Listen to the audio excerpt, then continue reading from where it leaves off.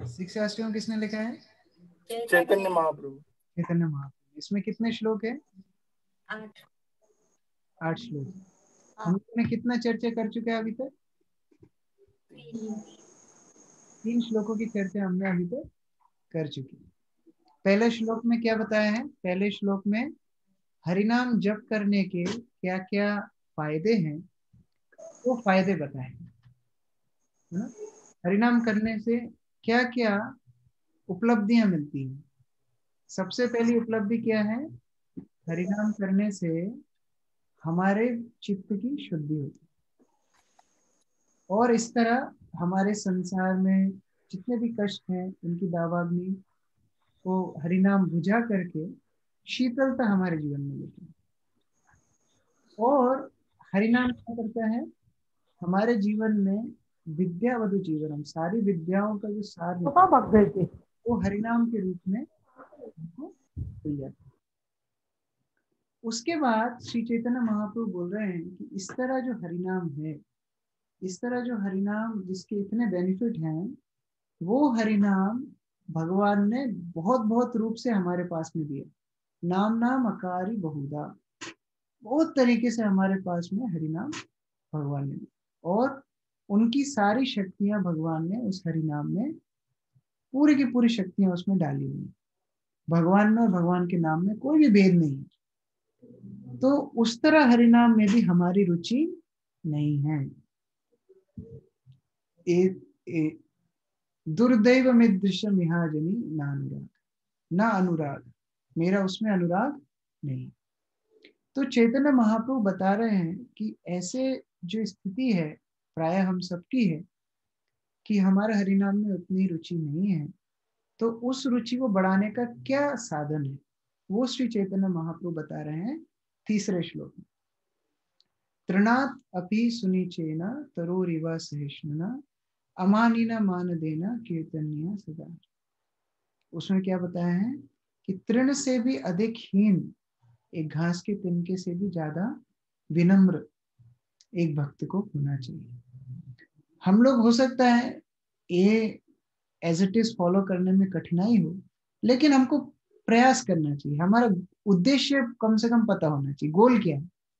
गोल पता नहीं होगा तो हम लोग ट्राई कैसे करेंगे, है ना? जैसे कभी कभी हम बच्चों को बोलते हैं कि तुमको टॉप करना है, तो टॉप करने का जब बोलेंगे हो सकता है वो एक एवरेज से ऊपर नंबर लेके, लेकिन हम उसको बोलेंगे नहीं तो पास हो जाना है, तो पक्का फेल होगा। तो हमारा उद्देश्य ही अगर छोटा रहेगा तो हम लोग कैसे भक्ति में आगे बढ़ेंगे। इसलिए चैतन्य महाप्रभु सर्वोच्च उद्देश्य दे रहे हैं, क्या? तृणात् अपि सुनिचेन, एक घास के तिनके से भी ज्यादा विनम्र। और तरोरिवा सहिष्णुना, एक पेड़ से भी, पेड़ के जैसे हमको सहिष्णु बनना है, सहनशील बनना है। और ऐसा व्यक्ति जो खुद की मान प्रतिष्ठा की अभिलाषा नहीं रखता बल्कि दूसरों को मान सम्मान देता है। अमानी ना मान देना, ऐसा व्यक्ति क्या कर सकता है? कीर्तन्य सदा हरि, ऐसा व्यक्ति भगवान का नाम हमेशा ले सकता है। तो कोई पूछ सकता है कि प्रभु जी ये कीर्तन्य सदा हरि से मिलेगा क्या, है ना? मेरा जो परिवार है, हम लोग मारवाड़ी परिवार से हैं, तो हम लोग हमेशा ये सोचते भाई प्रॉफिट कहाँ होगा इस चीज में फायदा क्या है ना? तो कोई पूछ सकते हैं कीर्तन ने सदा हरि, पूरा हमेशा कीर्तन करेंगे, हम भगवान का नाम लेंगे 24 घंटे, तो आउटपुट क्या निकलेगा, फायदा क्या निकलेगा? तो आउटपुट ये निकलेगा कि हम लोग अपनी बीमारी से छुटकारा पाएंगे। जैसे मान लीजिए हम कोई नवदुर्गा का व्रत करते हैं, कुछ भी व्रत करते हैं, हमारा अभिलाषा क्या होती है? कर्मयोग। हम लोग क्या चाहते हैं? हम लोग कोई ना कोई उससे आउटपुट चाहते हैं। भगवान मैं आपको 5 रुपए का नारियल फोड़ूंगा, आप मेरा 5 लाख का चेक पास करा दो। कोई ना कोई हमारी प्रत्याशा उसमें हमेशा रहती है। इवन जो सबसे प्रचलित आरती है भारतवर्ष में, उसमें क्या है? सुख संपत्ति घर आवे, कष्ट मिटे तन का, है ना? तो उसका मतलब क्या है? हमारी प्रार्थना ही शुरू हो रही है किससे? धनम जनम विद्याम और रूपवती भार्याम यही सब हमारी इच्छा है। घर में पंडित जी आते यही बोलते हैं ना, संकल्प कराते हैं, ये उद्देश्य से, धन के उद्देश्य से, पुत्र के उद्देश्य से, एक निरोगी काया के उद्देश्य से। तो इस सब को लेके हम लोग अपना धार्मिक कार्य करते हैं। लेकिन अगर हम थोड़ा सोचें, शास्त्र उदाहरण देते हैं, मान लो कोई आदमी डूब रहा है, हाँ, वो डूबते हुए व्यक्ति को अगर आप उसके ऊपर एक सोने का मुकुट पहना दें तो क्या होगा? कौन बताएंगे क्या होगा? अगर डूबते हुए व्यक्ति को आप सोने का मुकुट पहना देंगे तो क्या होगा? डूब जाएगा। कोई लाभ तो नहीं। डूबने में और आसानी होगी। और जल्दी डूब जाएगा। जो डूब रहा था, जो थोड़ा बहुत डूब रहा था, और जल्दी डूब जाए। तो हम लोगों को क्या करना है, हमको ये सोचना है कि वास्तव में अभी हमारी सिचुएशन जो भौतिक संसार में है वो डूबते हुए व्यक्ति की तरह है। और अभी डूबते हुए व्यक्ति को अगर आप भौतिक ऐश्वर्य देंगे तो क्या होगा?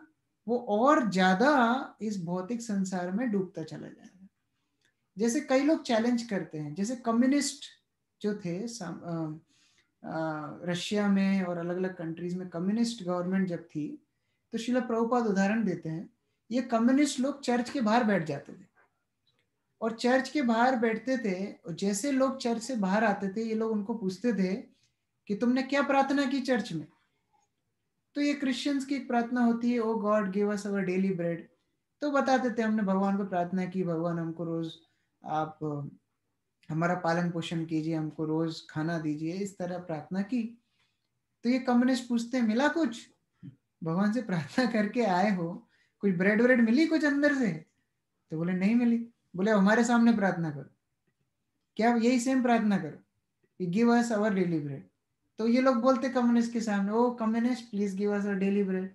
तो ये कम्युनिस्ट उठा के एक ब्रेड का पैकेट उनको दे देंगे, हाँ तुरंत मिल गया। ऐसे ही हम लोग अपनी भक्ति में करते हैं, हमको लगता है अरे ये देवता की पूजा करेंगे तो तुरंत बेनिफिट मिल जाएगा, वो माता को प्रसाद चढ़ाएंगे तो तुरंत बेनिफिट मिल जाएगा। और भगवान कृष्ण मुझे कुछ देते ही नहीं है, मांग मांग के कुछ नहीं देते। तो हमको लगता है कि भगवान की भक्ति में इतनी दम नहीं है। हाँ ठीक है, थोड़ा मनोरंजन के लिए हरे कृष्णा हरे राम करना अच्छा है, लेकिन जब मुश्किल पड़े तो थोड़ी देवी देवता का पूजा पाठ कराना ही पड़ता है। प्रभु जी आप नहीं समझते हैं, आपको कुछ घर गृहस्थी नहीं है, लेकिन हमको करवाना पड़ता है। तो ऐसी भावना जो हमारी रहती है, तो ये भक्ति के लिए बहुत हानिकारक है।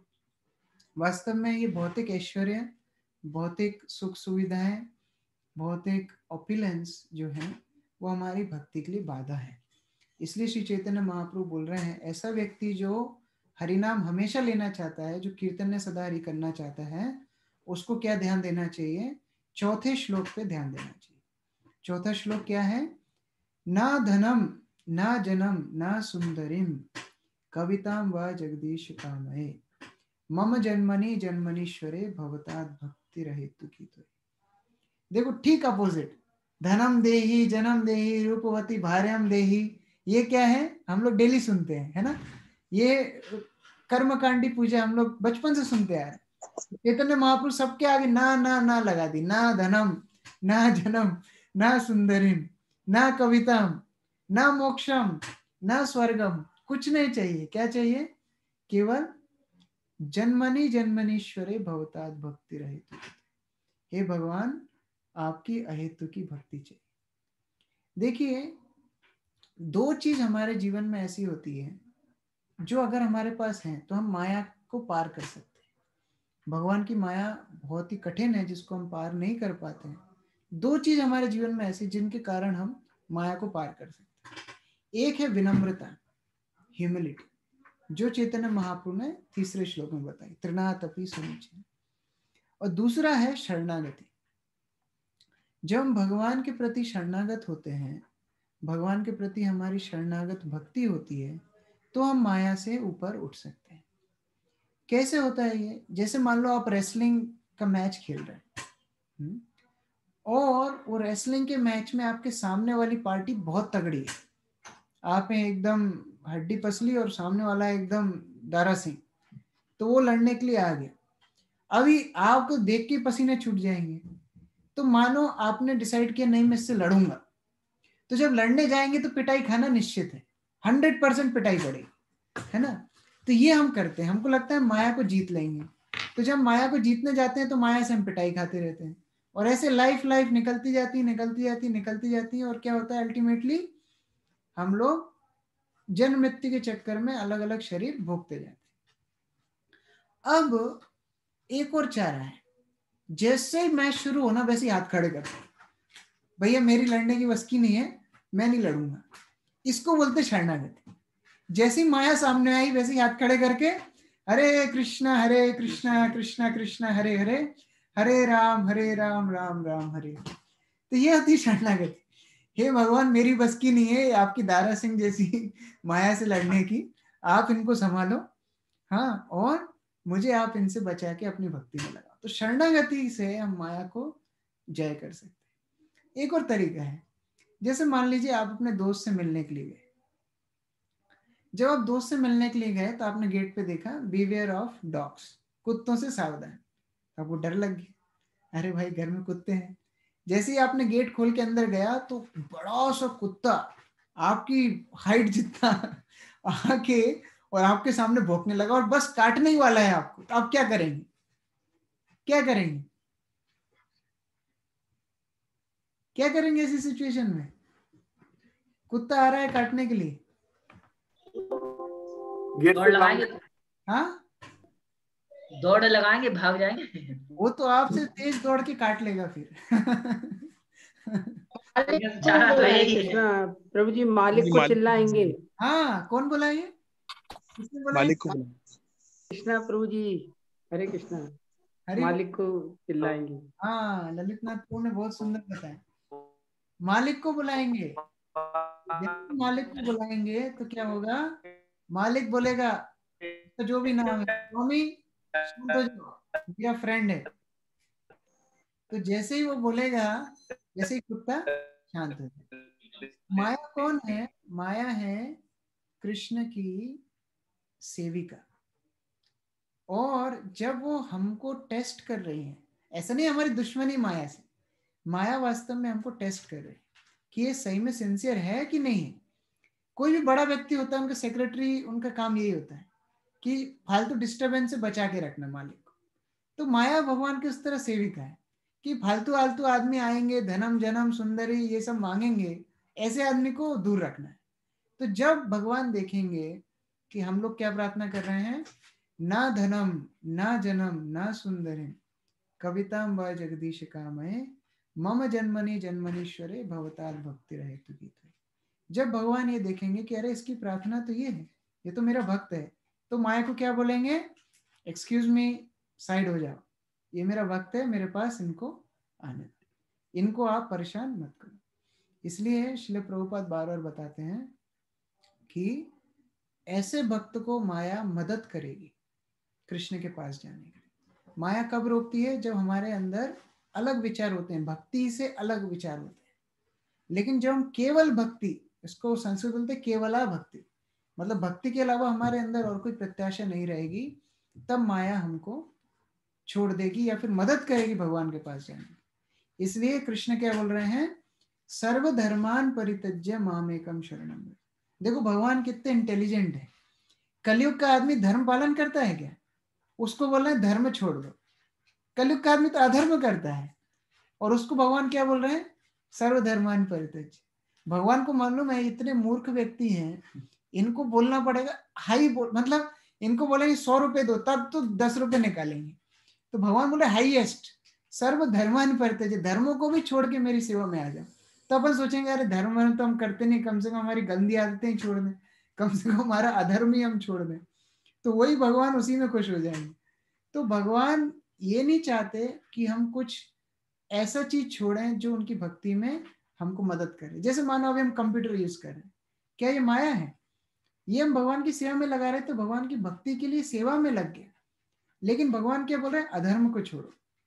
और अधर्म किस पे आधारित होता है, धन जन सुंदरी कविता, इन 4 चीजों पे अधर्म स्थापित होता है।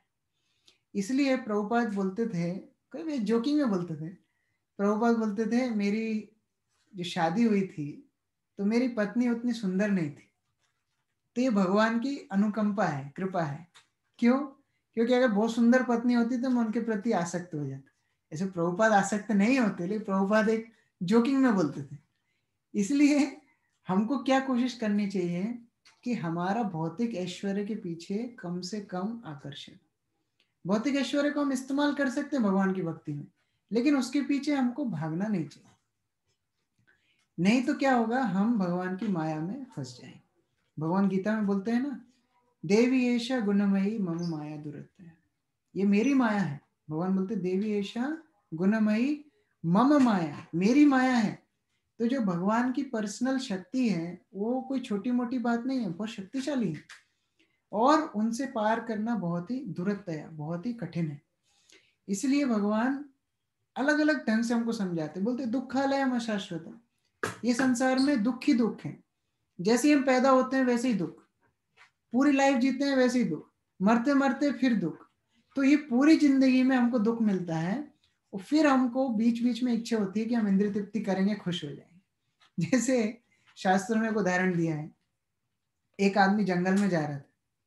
तो जंगल में जा रहा था, बहुत खुश था, बोले पिकनिक मनाऊंगा। तो उसने देखा कि एक शेर आ रहा है, तो शेर को देख के वो भागा। तो जब वो भागा तो शेर उसके पीछे पीछे भाग रहा है, और वो आदमी जान बचा के भाग रहा है बिल्कुल पूरी ताकत से। वो पीछे मुड़ मुड़ के देख रहा है कि शेर आ तो नहीं रहा।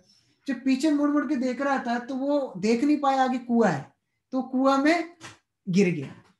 तो जब वो कुआं में गिर रहा था तो उसने एक टहनी को पकड़ लिया कुएं में। अब वो कुएं में एक टहनी को पकड़ के लटक रहा है। उसने कहा अरे बाप रे, बच गया, शेर से बच गया, शेर तो कुएं में आएगा नहीं। अब शेर ऊपर ऐसे झांक के उसको देख रहा है, ठीक है, अब वो लटका है, उसको लग रहा है मैं बच गया। तो वो सोचता है नीचे जाता हूँ कुएं में और आराम से, सूखा सूखा कुआं था, बोले वहां जाके बैठूंगा। तो जैसे नीचे देखता है तो वहां पर एक बड़ा सा अजगर सांप मुंह फाड़ के बैठा रहता है, आजा बेटा तेरा इंतजार कर रहा हूं मैं, आजा, तू नीचे गिरेगा मैं तेरे को खाऊंगा, बहुत दिन से बैठा हुआ था। तो अजगर सांप वहां बैठा होता है कि आजा भाई।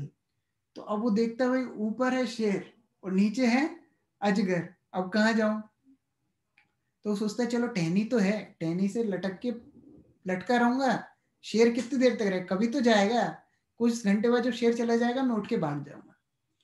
तो जब थोड़ी देर बाद ना उसको कुट कुट कुट कुट आवाज आती है, अरे आवाज कहाँ से आ रही है। तो वो देखता है कि वो टहनी को दो चूहे काट रहे हैं, मर गए। वो दो चूहे होते हैं, एक काला एक सफेद, ये दोनों चूहे उस टहनी को काटते जाते हैं। उसने बोला अब ऊपर है शेर, नीचे है अजगर, और टहनी से जिससे मैं लटका हूं उसको काट रहे हैं दो चूहे, तो मरना अपना पक्का है। तो ये जब सब चल रहा था तो उसकी गाल पे कुछ गिरता है, तो वो देख तो पाता नहीं है, तो ऐसे अपनी जीभ निकाल के ऐसे चाटता है, तो वो शहद होता है। तो ऊपर देखता है कि मधुमक्खी का छत्ता है, उसमें शहद टपक रहा है। तो इतना उसको आनंद आता है कि वो टहनी को हिलाने लगता है कि अरे और शहद टपके तो मैं शहद को और ज्यादा टेस्ट करूं। और क्या होता है, चूहों ने तो वैसे ही टहनी आधी काट दी थी, अब इसके हिलाने से क्या होता है, नीचे गिर जाता है और अजगर उसको खा जाता है। तो सीखने की बात क्या है, ये हमारे जीवन में, सबके जीवन में हो रहा है। ऊपर जो शेर है वो है हमारी मुसीबतें, त्रिताप, जो हमारे पीछे भाग रही है। आदि दैविक कष्ट, आदि भौतिक कष्ट, आदि आत्मिक कष्ट हमको हमेशा दिक्कतें देती रहती है। आदि भौतिक कष्ट कौन से होते हैं, वो कष्ट जो हमको दूसरों से मिलते हैं। किसी ने हमको बेइज्जती कर दी, किसी ने हमको थप्पड़ मार दिया, किसी ने हमारा पैसा लूट लिया, आदि भौतिक कष्ट। टेररिस्ट हैं, ये सब आदि भौतिक, मच्छर है, आदि भौतिक कष्ट, दूसरों से कष्ट मिल रहा है। और आदि दैविक कष्ट कौन से होते हैं, दैवी, दैवी मतलब प्रकृति, प्रकृति के द्वारा जो कष्ट मिलते हैं वो होते हैं आदि दैविक कष्ट। ज्यादा ठंड है, ज्यादा गर्मी है, अभी कोरोना है, ये क्या है, आदि दैविक कष्ट है ना। और होता है आदि आत्मिक कष्ट। आदि आत्मिक कष्ट ना हमारे शरीर और मन से प्राप्त जितनी कष्ट होते हैं वो होते हैं आदि देवी, आदि आत्मिक कष्ट। तो ये तीनों कष्ट वो शेर के समान है जो हमारे पीछे करती रहती है, और अल्टीमेटली वो बुढ़ापे के समान भी उसको कंपेयर किया गया है। बुढ़ापा जैसे हमारे पीछे भागते रहता है, हम सोचते हैं हम बूढ़े नहीं होंगे, बूढ़े नहीं होंगे, बूढ़े नहीं होंगे, फिर क्या होता है, धीरे धीरे बाल सफेद होने लगते हैं, सुनना धीरे धीरे सुनने की क्षमता कम होती जाती है, और हम लोग एक दिन पता पड़ता है हम बूढ़े हो गए। और बोलना देखो कितना प्रैक्टिकल है। आप किसी इंग्लिश में पूछेंगे ना कि हाउ ओल्ड आर यू, मतलब क्या है, आप कितने बूढ़े हैं, तो बोलेगा आई एम 16 ईयर्स ओल्ड, मैं 16 साल का बूढ़ा हूँ। तो कितना प्रैक्टिकल है, देखो लैंग्वेज ही बता रही है कि ये हम बुढ़ापा हमारे पीछे भाग रहा है। ठीक है, अब वो अजगर कौन है नीचे, उसको बोला है काल सर्प। वो काल के समान बैठा रहता है जो मृत्यु हमारी प्रतीक्षा करे, आजा मेरे पास ही आएगा अल्टीमेटली, कितना भी लटक ले कितना भी भाग ले अल्टीमेटली आना मेरे पास ही है। तो मृत्यु बैठी रहती है मुंह फाड़ के, आजा भाई तेरा हम इंतजार कर रहे हैं। और वो दो चूहे कौन से हैं जो टहनी को काट रहे हैं, वो है दिन और रात।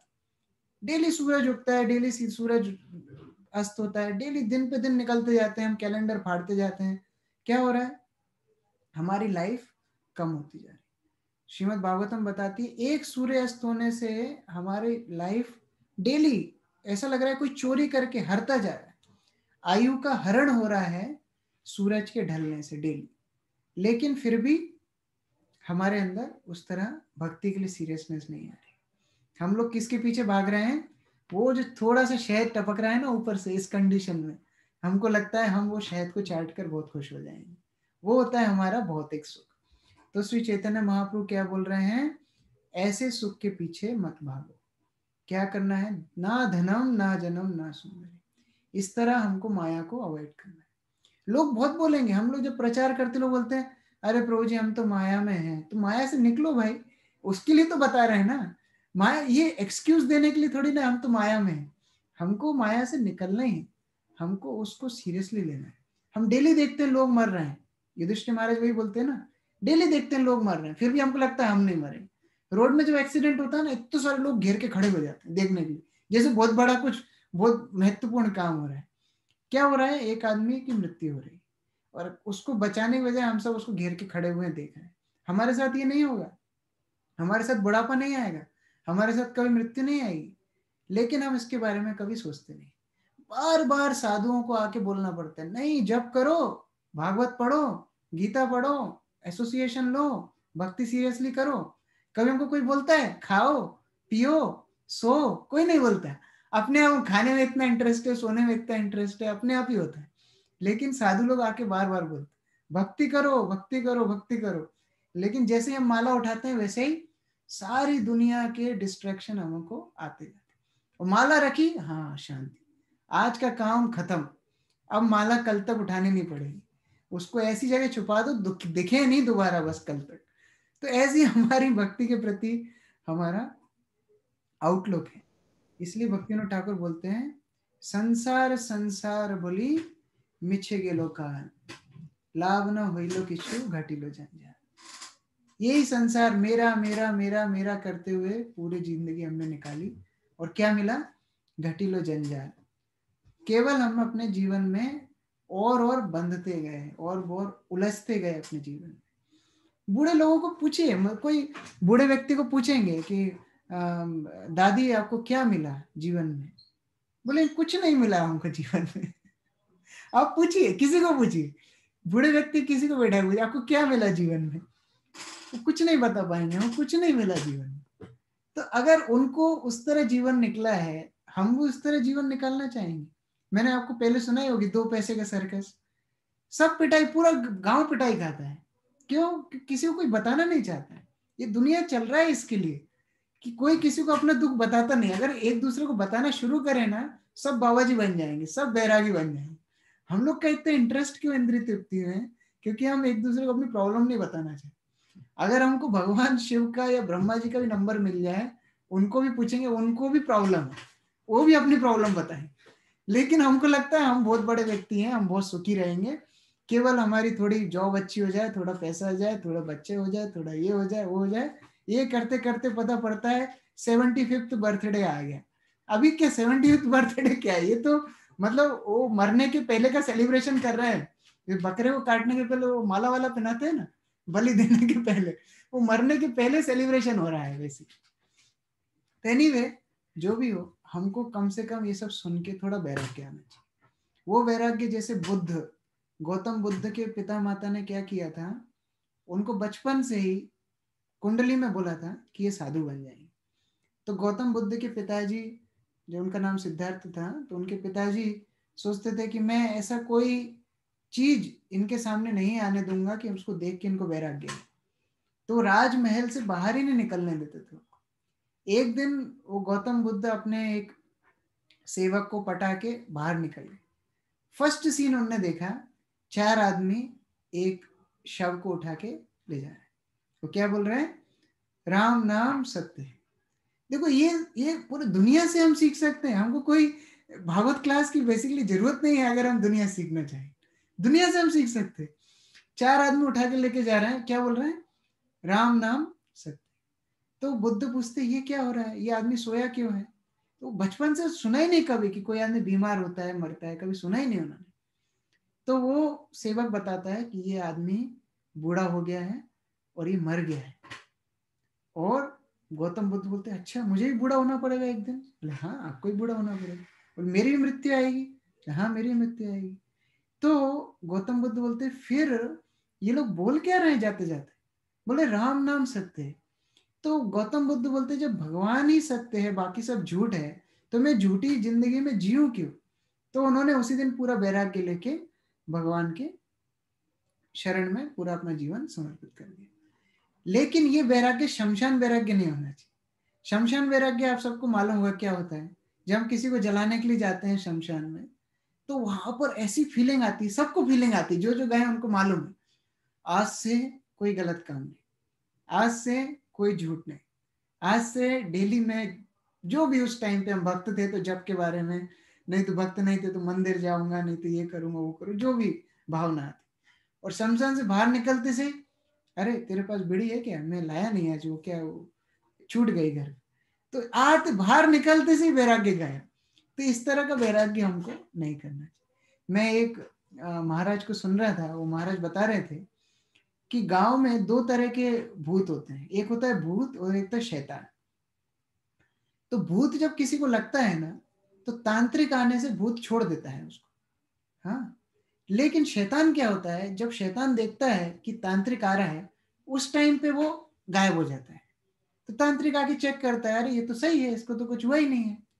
तो जैसे ही तांत्रिक जाएगा फिर दोबारा से शैतान शरीर में आ जाता है। तो हमारी स्थिति ऐसी है। जो बाहर के लोग जिनको कृष्ण भक्ति के बारे में कुछ पता ही नहीं, उनको तो लगा है भूत, हमको लगा है शैतान। जैसे हम कृष्ण कथा सुनते हैं, जैसे हम जब करते हैं, थोड़ा कुछ करते हैं, हमारा पूरा भौतिक भूत चला जाता है, हाँ भक्ति करनी सब करनी। जैसे ही लेक्चर खत्म दोबारा से शैतान आ जाता है कि अरे फिर से दोबारा से हमको भौतिक बीमारी लग जाती है। भक्तों के संग बोलते हैं हाँ प्रभु जी मैं दास हूँ, मैं भगवान का सेवक हूँ, हमको डेली जप करना चाहिए, शिक्षाष्टक पाठ करना चाहिए। और जैसे ही भक्त लोग गए वैसे ही हाँ कहाँ है धन, कहाँ है मेरे नौकर, कहाँ है मेरी सुंदरी पत्नी, और सबका मालिक कौन हूँ? मैं ही हूँ विधाता, मैं ही हूँ भगवान, मैं ही हूँ मालिक। तो ये तरह की बीमारी से हमको छुटकारा पाना है। और जिसके पास जितना ऐश्वर्य है, जितना धन है, जितनी सुंदरता है, जितनी विद्वत्ता है, उतना ही वो ज्यादा प्रॉब्लम है। जैसे एक बार एक मालकिन, उनको बुखार हुआ, तो उनको जब बुखार हुआ उनकी नौकरानी को भी बुखार हुआ। तो डॉक्टर चेक करने के लिए आया, तो मालकिन ने बोला पहले नौकरानी को चेक करके आ। नौकरानी को चेक करके डॉक्टर आया, फिर डॉक्टर ने चेक किया ये मालकिन को। तो मालकिन ने पूछा मेरा टेम्परेचर कितना है? तो डॉक्टर बोला आपका टेम्परेचर 99। बोले अच्छा मेरी नौकरानी का कितना है? उनका टेम्परेचर है 101। बोले अरे मेरी नौकरानी का टेम्परेचर मेरे से ज्यादा कैसे? बोले वो मेरी नौकरानी है, उसको कम होना चाहिए, तुम एक सही डॉक्टर नहीं है, तुमको मैं कुछ पैसे नहीं दूंगा। तो हमारी स्थिति ऐसी है, हम कंपेयर कर रहे हैं किससे? भौतिक बीमारी से। इसके पास धन ज्यादा, अरे वो जल्दी डूबेगा, इसके पास सुंदरता ज्यादा, वो जल्दी डूबेगा। हमको क्या देखना है? कृष्ण भक्ति देखनी है। इसलिए कुंती महारानी क्या बोलती है, जन्म ऐश्वर्य श्रुति श्रुति, ये 4 चीजें भक्ति में बाधा है। उच्च कुल में जन्म, लोगों घमंड होता है हम ब्राह्मण हैं, द्विवेदी, त्रिवेदी, चतुर्वेदी, पंचम वेदी में जानता नहीं, 5 वेद होते भी नहीं है, लेकिन बड़ा घमंड होता है, हाँ हम बहुत बड़े ब्राह्मण हैं, हम बहुत बड़े ऊंचे खानदान में, हम राज परिवार से हैं, हम इस परिवार से, हम उस परिवार से, ऊंचे कुल में जन्म। और क्या? ऐश्वर्य, ज्यादा संपत्ति होना, ज्यादा पैसे होना। आप देखो गरीब आदमी के पास जाके आप थोड़ा कुछ कृष्ण भक्ति सिखाएंगे ना, वो लोग आसानी से एक्सेप्ट कर लेते। जिनके पास धन ऐश्वर्य ज्यादा है उनको घमंड भी ज्यादा होता है। और क्या, श्रुतश्रीवीर, ज्यादा ज्ञान किसके पास है, वो भी भक्ति एक्सेप्ट नहीं कर पाते, उनको लगता है सब जानते हैं। जैसे एक बार हमारे एक भक्त हैं चित्तरी, तो वो बता रहे थे, वो एक बस में जा रहे थे, तो उनके बगल में एक व्यक्ति बैठा था, तो उनसे वो चर्चा कर, वो जप कर रहे थे चित्तरी प्रभु। तो व्यक्ति बोलता है, अरे इतना घमंड क्यों दिखा रहा है? बोले नहीं, घमंड नहीं दिखा, मैं तो जप कर रहा हूँ। तो बोले, जानते हो हम चतुर्थ स्कंद भागवत पे कमेंट्री लिख रहे हैं। तो चित्तारी प्रभु मन में सोचने लगे, जो चतुर्थ स्कंद भागवत में कमेंट्री लिख रहे हैं, ना तो हाथ में माला है, ना मुख में भगवान का नाम है, क्या है, केवल चरित्र में घमंड है। तो ऐसे व्यक्ति जिनको ज्ञान ज्यादा हो जाता है ना, वो भी भक्ति ठीक से नहीं कर पाते। और क्या, चौथी चीज, श्रीभीर, ज्यादा कोई जो सुंदर होता है, सुंदरता का मतलब है आकर्षण करने वाला, हो सकता है किसी की आवाज आकर्षण करती हो सकता है किसी की कुकिंग आकर्षण करती हो सकता है किसी की सुंदरता आकर्षण करती हो, तो दूसरे को आकृष्ट करने वाला व्यक्ति वो श्रीभी कहलाता है। तो ये 4 तरह के लोग वास्तव में क्या होते हैं, ऐसे गुण जिनके अंदर होते हैं, वो भक्ति में बाधा है।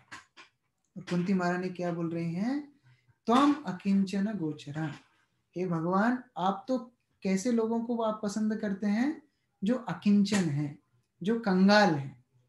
अकिंचन, किंचित मात्र, इति किंचन, अकिंचन मतलब जिसके किंचित मात्र भी कुछ नहीं, थोड़ा भी किसी के पास कुछ नहीं, ऐसा व्यक्ति को बोलते हैं कंगाल।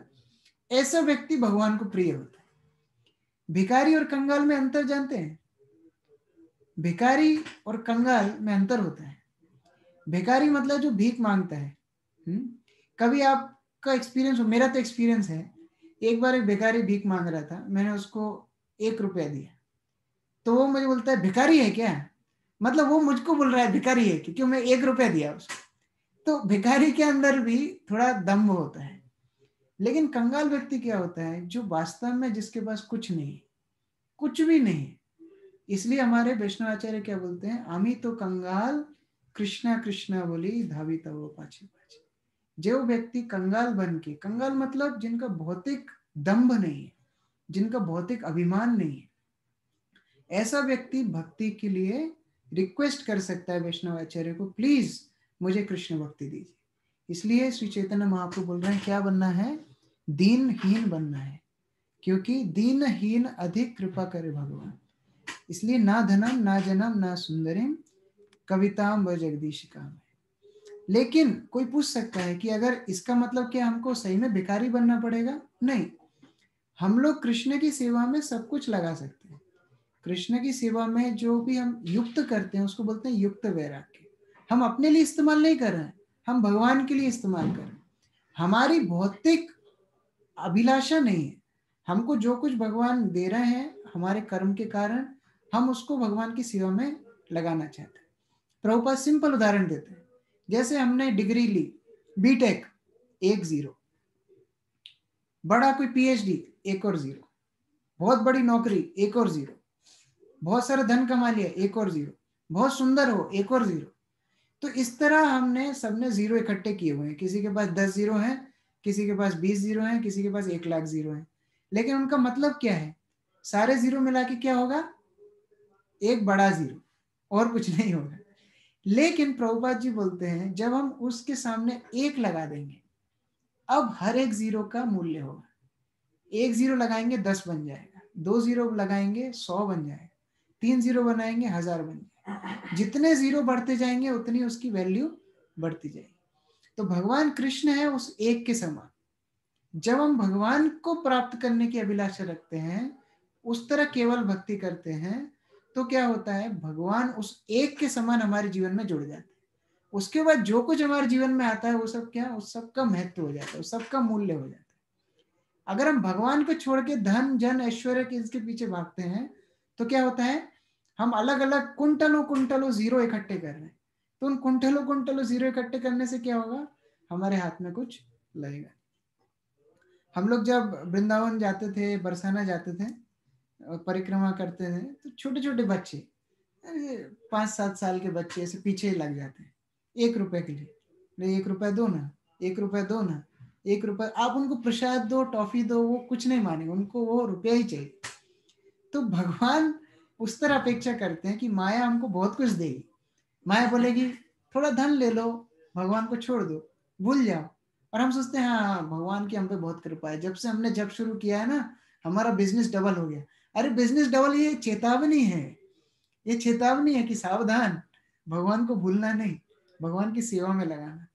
जब से हमने भक्ति शुरू की हमारे नंबर बहुत अच्छे आने लगे, सावधान, नंबर अच्छे आ रहे हैं लेकिन उसमें भगवान को भूलना नहीं।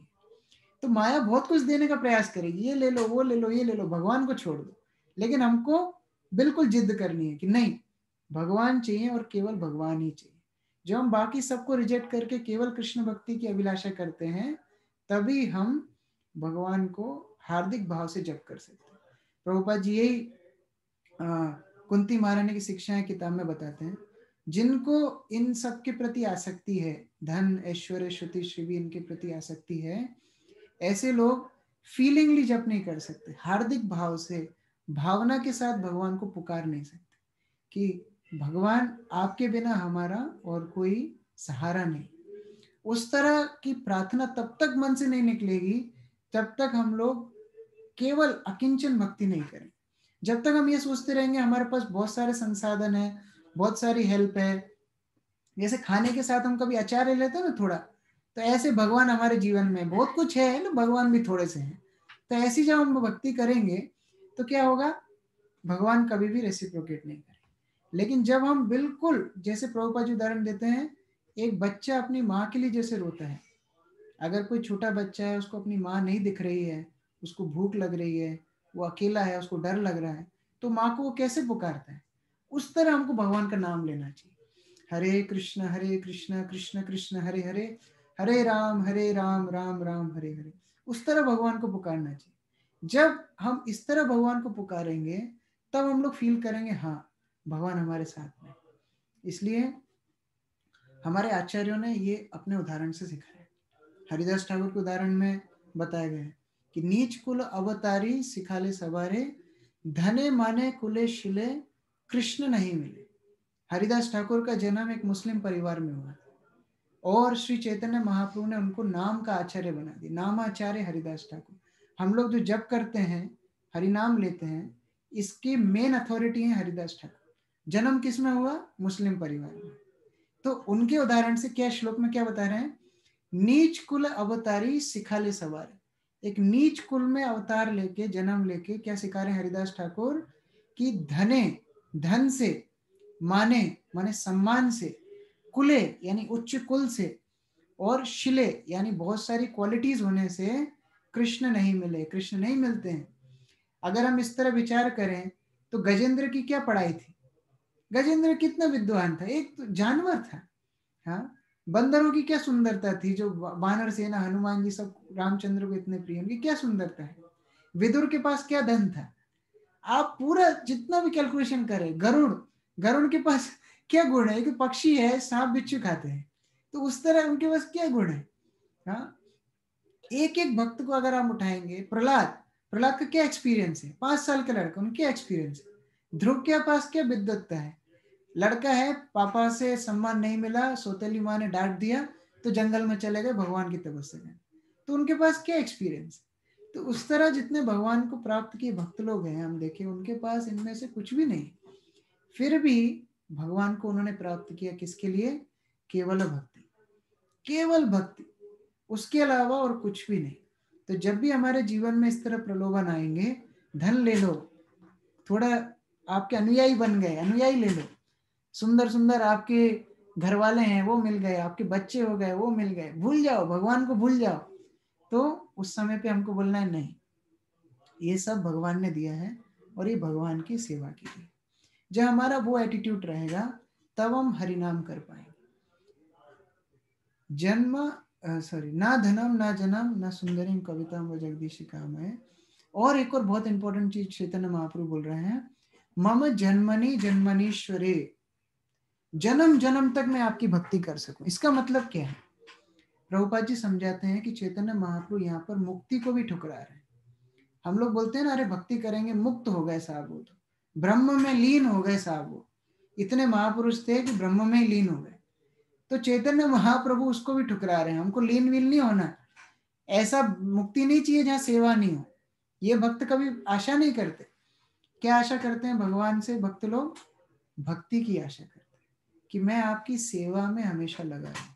यही मेरी प्रत्याशा है, यही मेरी आशा है, और यही निवेदन श्री चैतन्य महाप्रभु भगवान के चरणों में कर रहे हैं, और उसके उदाहरण से हमको सिखा रहे हैं कि हमारी क्या क्या प्रार्थना होना चाहिए।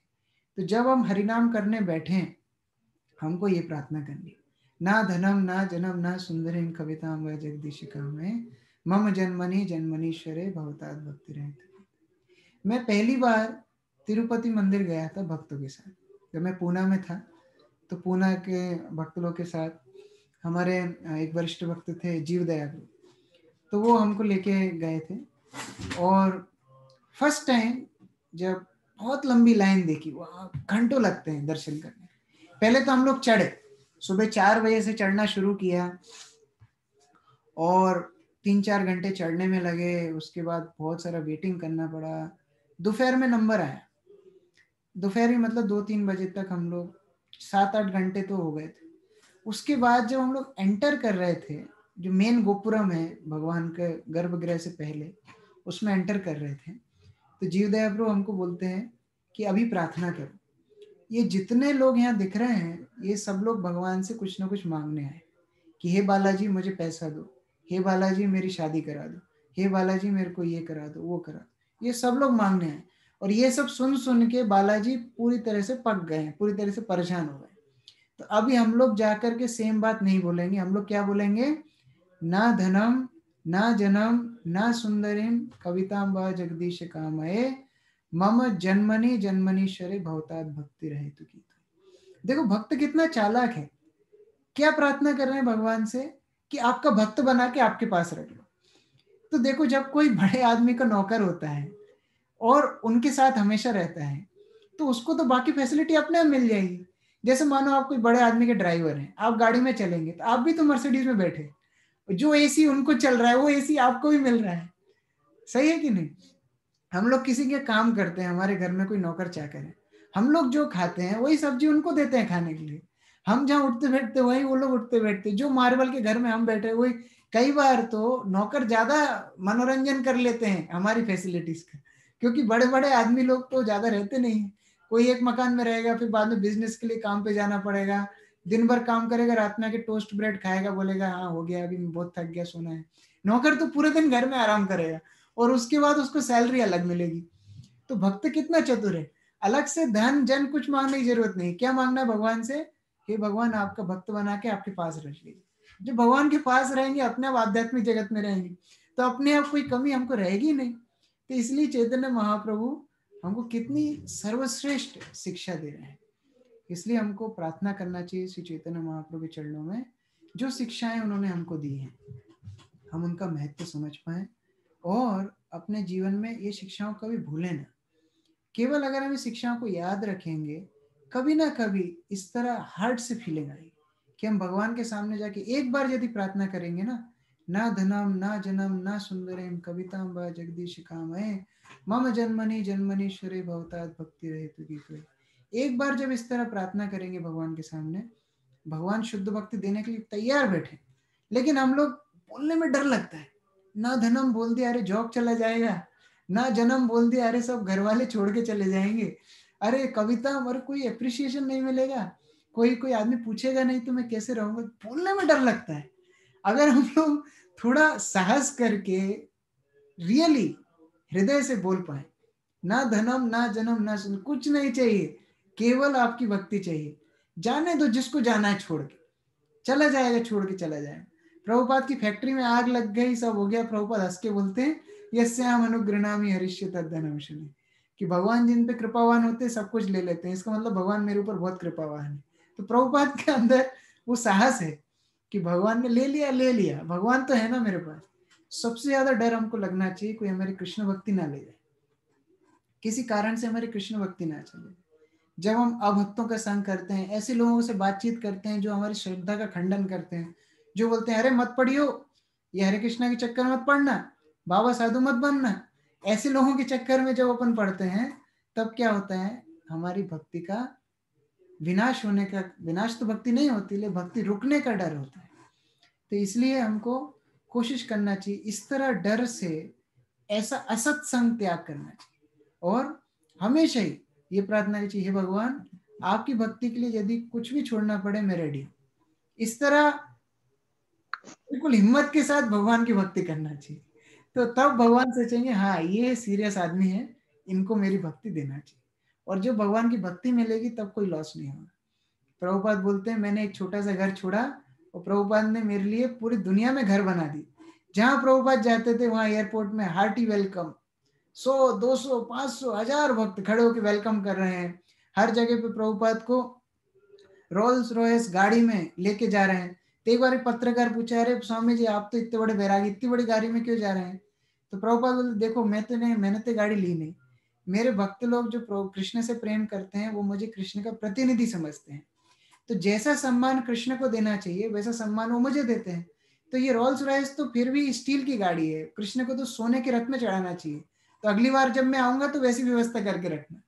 तो भगवान ने क्या किया, प्रभुपाद के लिए इतना अच्छी व्यवस्था कर दी, क्योंकि शुद्ध भक्त कृष्ण के लिए सब कुछ दे देते हैं और कृष्ण अपने शुद्ध भक्तों के लिए अपना सर्वस्व दे देते हैं। तो इसलिए जब हम ये प्रार्थना करेंगे तो बिल्कुल डरने की जरूरत नहीं है, बिल्कुल बेधड़क बोलना है, ना धनम ना जनम ना सुंदरिम कविताम व जगदीश कामय मम जन्मनि जन्मनीश्वरे भवताद भक्ति रहे तु की। तो ही जब हम इस तरह प्रार्थना करेंगे भगवान हमको सीरियसली लेंगे। हरे कृष्ण। जगत गुरु शिल प्रभुपाद की जय। कलयुग पावन अवतारी श्री चैतन्य महाप्रभु की जय। श्री चैतन्य महाप्रभु विरचित श्री शिक्षाष्टकम की।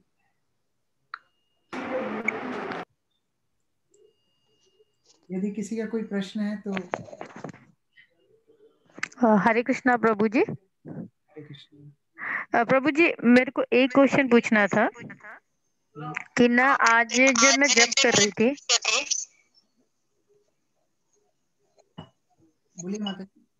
हाँ जी प्रभु जी, आज जब मैं जप कर रही थी ना तो मेरे मुंह से अचानक से ना हरे कृष्णा जो स्टार्टिंग में करते हैं अपन, हरे कृष्णा कृष्णा कृष्णा हरे हरे, हरे राम राम राम हरे हरे, तो मेरी स्टार्टिंग हरे राम से हो गई थी। तो मैं ये सोच रही थी कि कृष्ण ही क्यों पहले बुलाते हैं, राम को भी पहले बुला सकते हैं, ऐसा क्यों क्यों कि हरे कृष्णा ही पहले बोलना है? इसके मैं दो उत्तर दूंगा। एक उत्तर दूंगा स्कूल लेवल का, एक दूंगा कॉलेज लेवल का। ठीक है। Ac- स्कूल लेवल का आंसर ये है कि आप हरे राम से शुरू करो, हरे कृष्ण शुरू करो, तो एक ही जब चैंटिंग शुरू हो जाएगा तो बराबर ही हो जाएगा। हरे कृष्ण कृष्ण कृष्ण हरे हरे, हरे राम राम राम हरे हरे, हरे कृष्ण कृष्ण कृष्ण हरे। राम से शुरू किया कृष्ण से एक ही होने वाला है। पहले ये तो स्कूल लेवल का आंसर। अभी कॉलेज लेवल का आंसर ये है, वेदों में शास्त्रों में ये हरे कृष्ण महामंत्र हरे राम से शुरू है। हरे राम राम राम हरे हरे, हरे कृष्ण कृष्ण कृष्ण हरे। लेकिन ये शास्त्र को पढ़ने के लिए ब्राह्मण अधिकार चाहिए। वो ब्राह्मण नहीं जो मैं बता रहा था, द्विवेदी चतुर्वेदी त्रिवेदी जनेऊ धारण करके 2 पैसे में खरीद लिया, हम ब्राह्मण हो गए साहब, हम खाते हैं ऑमलेट खाते हैं बिना प्याज का, हम ब्राह्मण है ना। तो इस तरह ब्राह्मण नहीं, लेकिन जो वास्तविक में ब्रह्म ज्ञान से विभूषित है, जो भगवत गीता में भगवान बोला समा धमा शौच, वो सबसे जो विभूषित ब्राह्मण है वो ब्राह्मण लोग का अधिकार होता है वेद पाठ करने। तो इस तरह ब्राह्मण तो आजकल कितना है, बहुत कम है। इस तरह व्यक्ति हरे कृष्ण महामंत्र से वंचित रह जाएंगे, इसलिए श्री चैतन्य महाप्रभु ने उसको उल्टा कर दिया। हरे कृष्ण कृष्ण कृष्ण हरे हरे, हरे राम राम राम हरे। चैतन्य महाप्रभु ने बोला सब लोग इसको कर सकते हैं। तो जो वेदों में प्रकांड पंडित थे वो लोग आके बोले निमाई ये क्या किया तुमने, ये जो गोपनीय महामंत्र है ये सबको दे रहे हो। तो बोले नहीं नहीं, हाँ आपका वाला नहीं लिया, हमने उल्टा करके दिया। आपका वाला तो हरे राम से शुरू है ना, तो हमने उल्टा करके दिया, हरे कृष्ण कृष्ण कृष्ण हरे हरे, हरे राम राम राम हरे हरे।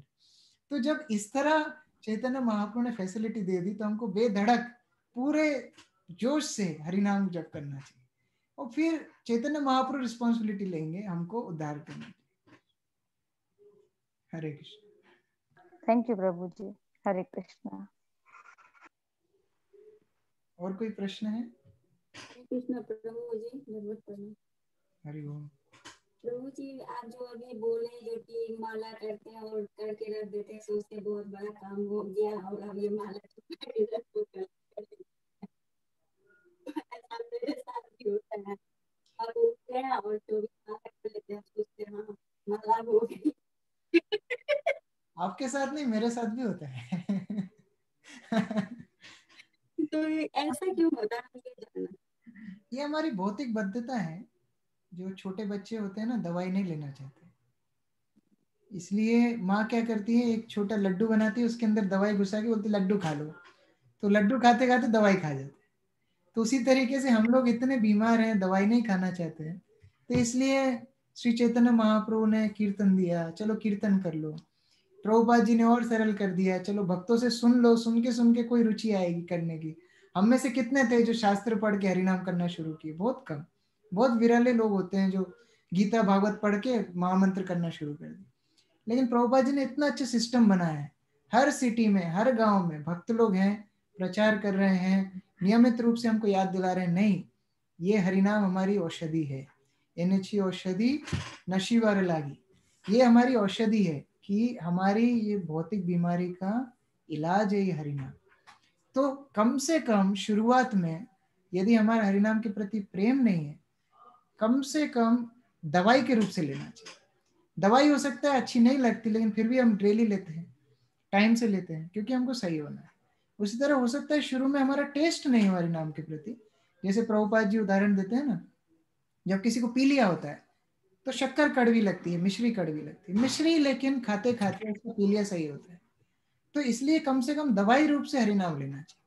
फिर जैसे जैसे हमारी बीमारी सही होगी, वैसे वैसे हरिनाम में हमारा उतना टेस्ट, उतनी रुचि, उतना भाव, उतनी आसक्ति बढ़ती जाएगी। ठीक है, हरे कृष्ण। सुमंगल माधव प्रभु कुछ ऐड करना चाहेंगे? तो मैं क्षमा मांगूंगा कि मैं बहुत लेट से ज्वाइन किया, मैं मिस किया, आपका क्लास मिस किया। ना। मेरा एडिशन यही है कि आपका चरण में प्रार्थना कि आप मुझे क्षमा कर दीजिए कि मैं क्लास में ज्वाइन नहीं कर पाया। और बहुत आज अच्छा, संडे के दिन प्राय सभी भक्त बहुत सारी क्लास देते हैं। हाँ, इस तरह वो क्लास था, मैं तो आपको बताया ही। ऐसा तो बहुत अच्छा लग रहा है सब भक्त लोगों को, एटलीस्ट जिन लोगों का आंखों या मुंह में देख पा रहा हूँ, लग रहा है सब मतलब हम तो केवल कान से सुनता हूँ, लेकिन ये लोग सब कुछ से सुन रहे हैं, आंखों से, कान से, मुंह से, मतलब इतना निविष्ट हो गए आपका क्लास में। बहुत अच्छा, बहुत अच्छी बात है, बहुत अच्छा लग रहा है। और सभी लोग इस तरह करते रहे तो ये जरूर आगे बढ़ेगा भक्ति में। हम लोगों को केवल सुमंगल माधव प्रभु की शेल्टर चाहिए, गाइडेंस चाहिए, जिससे हम लोग भक्ति में कुछ कर पाए, और उनके आशीर्वाद से ही सब हो रहा है। हरे कृष्ण। जगत गुरु श्रील प्रभुपाद की जय। His Grace कृष्ण किशोर प्रभु की जय। समवेत गौर भक्त वृंद की जय। जय। गौर प्रेमानंद। हरि बोल।